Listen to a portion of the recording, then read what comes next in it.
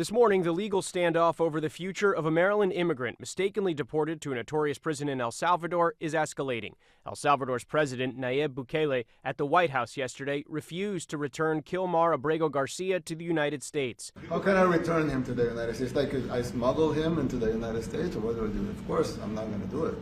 The Trump administration insists Abrego Garcia is a member of the violent MS-13 gang who entered the U.S. illegally. But the Supreme Court last week ruled his removal from the U.S. was illegal and ordered the administration to facilitate his return. The issue now? The administration argues the court cannot force the president to negotiate with a foreign government. That's up to El Salvador if they want to return him. That's not up to us.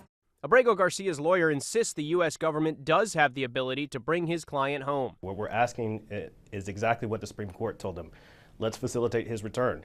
And we do this all the time. We're asking them to follow the law. While Abrego Garcia's case remains in limbo, the Trump administration is sending more migrants to that prison. And now Trump is suggesting American-born criminals could follow, which would test U.S. law. We also have homegrown criminals that are absolute monsters.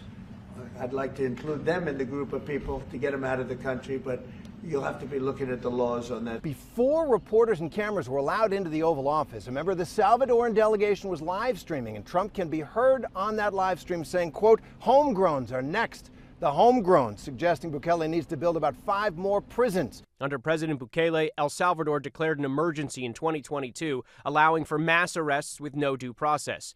Since then, nearly 85,000 people have been imprisoned. Hundreds have reportedly died in custody. But the crime rate in El Salvador has plummeted, and Bukele's popularity has soared. Homicides have dropped from more than 2,000 in 2019 to just 114 last year. Andrew Dimbert, ABC News, New York.